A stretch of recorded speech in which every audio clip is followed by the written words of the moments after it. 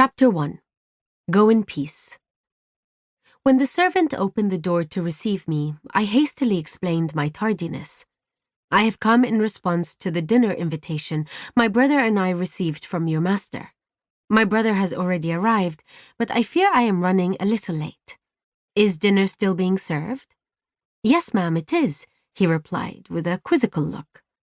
The men are gathered around the guest of honor. But, ma'am, there aren't any women among them. Are you certain you were included in the invitation? I smiled and answered with confidence. I am certain that any invitation addressed to my brother was also intended for me. I can hear the men talking, so I will make my way to join them. Besides, I have brought a gift for the guest of honor. The servant wasn't quite sure what to do as I brushed past him. Though I had not previously visited the Pharisee's home, I was certain I could find my way by following the sound of talking and laughter. I found the men reclining around a table as they intently listened to the guest of honor speak. But as I made my way to the one I had come to see, each man turned to look at me in surprise. Even my brother seemed somewhat perplexed about why I was there. Once they saw the alabaster jar in my arms, however, they must have assumed I was delivering a present for the guest of honor, because no one tried to prevent me from approaching him. Without stopping to acknowledge anyone, including the host, I walked over to where Jesus was reclining. As I knelt behind him and opened the jar of perfume, I heard a few gasps of recognition. Several men began to whisper to one another. If this man truly was a prophet of God, he would know what kind of woman this is. She is a sinner. I could not disagree with what they were saying. I knew I was a sinner, but I also knew I was a sinner whom Jesus had set free.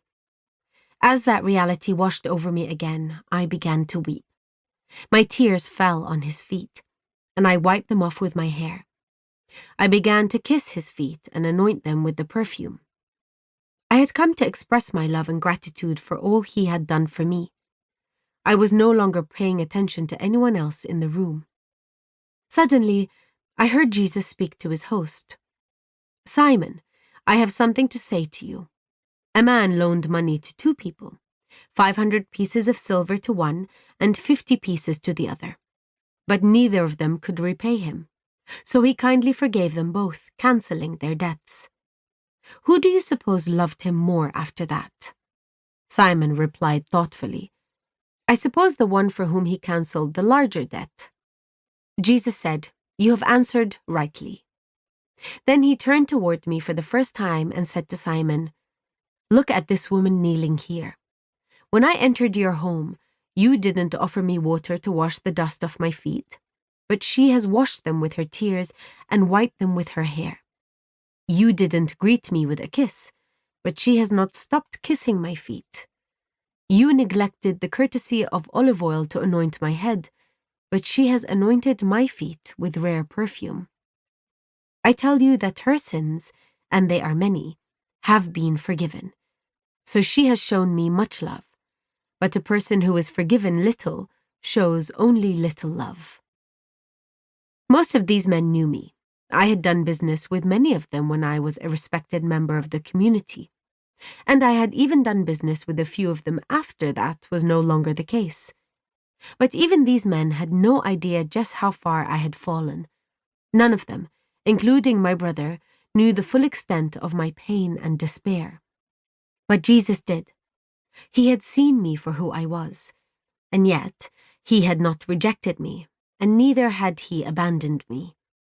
He had walked through a crowd of people to come directly to me.